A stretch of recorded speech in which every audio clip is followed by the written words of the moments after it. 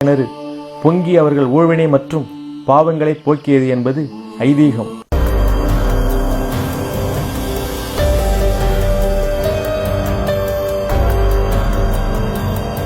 இந்த கோவில் விருச்சிக ராசி, ரோகிணி நட்சத்திரம் ஆகியவர்களுக்கு உரிய கோவில்.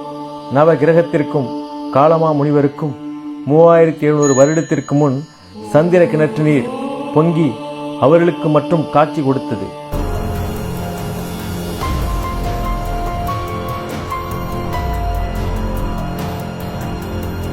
அதன் பிறகு கலியுகத்தில் சென்ற ஆண்டும் இந்த ஆண்டும் கிணற்று நீர் பொங்கி வழிந்து காட்சியளித்தது.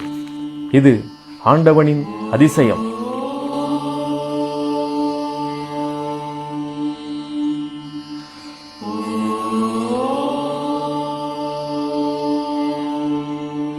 தஞ்சை மாவட்டம் திருவிடைமருதூர் வட்டம் திருவாடுதுறை ஆதீனத்திற்கு சொந்தமான யோகாம்பிகா சமேத அட்சயநாத சுவாமி ஆலயம் திருமாந்துறை. இந்த ஆலயத்தினுடைய சிறப்பு அப்படின்னா, பல லட்சம் வருஷங்களுக்கு முன்பாக நவக்கிரகங்களுடைய ஊழ்வினைக்காக இங்கே வந்து தங்கியிருந்து தரிசனம் பண்ணதாக ஐதீகம். அப்படி வர்ற காலத்தில் வெள்ளருக்கு காட்டில் தங்கியிருந்து ஒரு பட்சம் அட்சய தீர்த்தத்திலையும் சந்திர தீர்த்தத்திலையும் சாணம் பண்ணிட்டு வெள்ளருக்கு காட்டில் தங்கியிருந்து அவளுடைய ஊழ்வினைக்காக தங்கியிருந்ததா ஐதீகம். அப்படி வரக்குள்ள தை மாதம் 1ஆம் தேதி அன்னைக்கு இந்த ஆலயத்தில் வந்து சந்திரகணர் பொங்கி அவளுடைய ஜென்மாந்திர ஊழ்வினையும் பாவத்தை போக்கியது ஐதீகம். இப்போ பார்த்தீங்கன்னா போன வருஷம் 2018 கார்த்திகை அமாவாசம் குருவாரம் அனுச நட்சத்திரம். இந்த கோயில் வந்து விருச்சிக ராசிக்கும் ரோகிணி நட்சத்திரத்துக்கும் உறுதிய கோவில். அப்படி ஒரு இந்த அனுச நட்சத்திரத்தில் போன கார்த்திகை அமாவாசை அன்னைக்கு பொங்கிச்சு.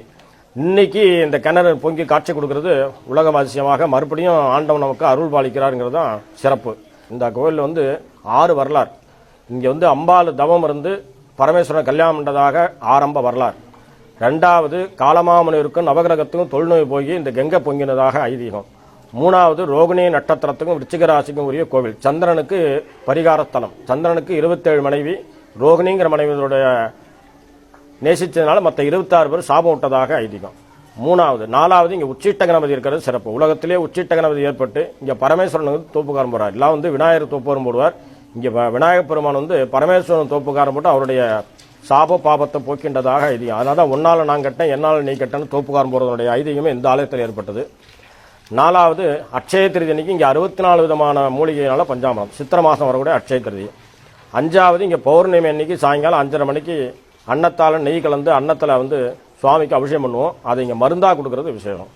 நிறைய பேருக்கு சொரியாசிஸ் பெருங்குண்ட வியாதிகள்லாம் நிவர்த்தி ஆயிருக்கு. இந்த ஆலய சிறப்பு அப்படின்னா, பொங்கல் ஏற்பட்டது இந்த ஆலயத்தில். இப்போ வருஷம் தைப்பொங்கல் கொண்டாடுறோம் இல்லையா, அன்றைக்கி என்ன பண்ணுறோம், சூரியனையும் சந்திரன் தான் வழிபடுறோம். அது ஆலயத்தில் ஏற்பட்டது இந்த ஆலயத்தில் ஏற்பட்டதாக கல்வெட்டுகளும் சிற்பங்களும் கூறப்படுகிறது.